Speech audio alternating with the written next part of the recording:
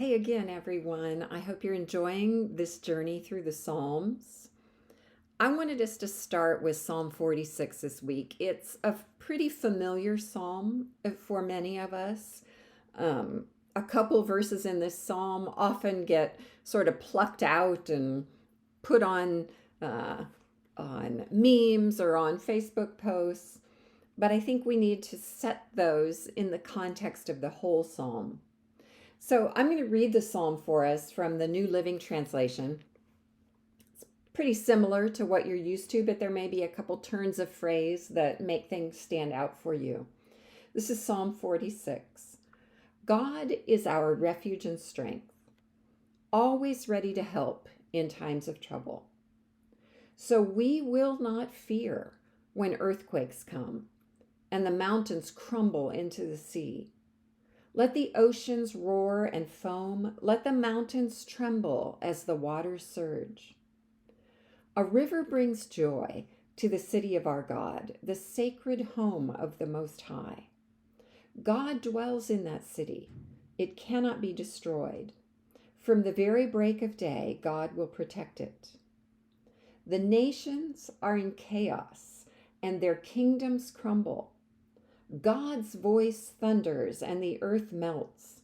The Lord of heaven's armies is here among us. The God of Israel is our fortress. Come, see the glorious works of the Lord. See how he brings destruction upon the world. He causes wars to end throughout the earth. He breaks the bow and snaps the spear. He burns the shields with fire. Be still and know that I am God. I will be honored by every nation. I will be honored throughout the world. The Lord of heaven's armies is here among us. The God of Israel is our fortress. This is the word of God for the people of God. Let us be thankful. So I am struck by the accumulation of words in this psalm to describe what's going on. Trouble, trembling, tumult, turmoil, the tottering of nations. And it's on a worldwide scale.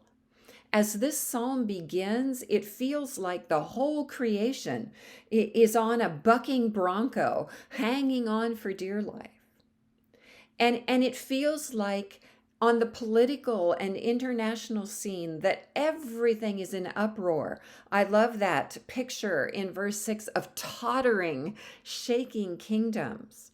There's a lack of political stability everywhere.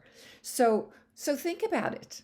It feels like being in a pandemic where there are wars on every hand. I think we can probably relate to the way the psalmist is feeling and experiencing at the beginning of this psalm. And right in the midst of the trouble and the turmoil and the tumult and the shaking, right in the midst of that, verse 5 says, is refuge. Not outside of it, not apart from it, not getting transported to another planet to find it, but right in the midst of it is refuge. The exact opposite of turmoil. Refuge is stillness and security and immobility and stability and strength. And in the midst of all the other chaos is where this refuge is found. And that refuge is God. And the psalmist is insistent on that God is the refuge, that God is the anchor, that God keeps us unshaken in the midst of the chaos, and that God establishes peace and puts an end to conflict. And so right in the middle of that picture, the chaos and the shaking of creation, the chaos and the turbulence of the political and the international scene, with refuge in the center, comes that imperative, be still. And so often we hear that, be still and know that I am God, as if it's directed to our own personal, tiny little situation. But this is a word in this psalm that is spoken not so much to an individual as to the all things. This is a word spoken to creation. It is a word spoken to the turbulence of the nations, to all the things that are raging and roaring and in turmoil. To those things, on the big scale, God says, be still, stop, and know that I am God.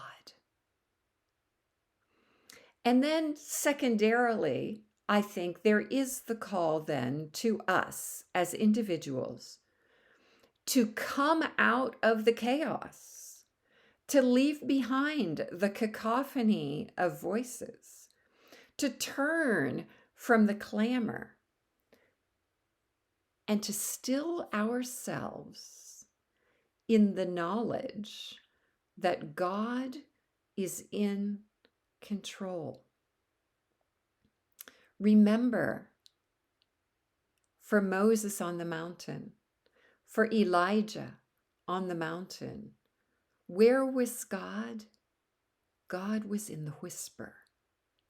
And if we are to hear the whispers of God, then we have to silence the chaos, the raging noises of the chaos that threatens to surround us. And so, my sisters, in this season, as we move closer to Lent in the Christian calendar year, and as we move deeper into this ridiculous election season with its great cacophony of voices, I believe we're being called to still, to very intentionally bracket out the voices of chaos, wherever those are found, so that we can center in the stillness and hear the whisper of the one who says, know that I am God. So I hope you'll spend some time with Psalm 46 in this season, and that you will make space for the silence, that you will make space where the whisper of God can be what shapes and forms your life and your thinking and your being in this season. God bless you.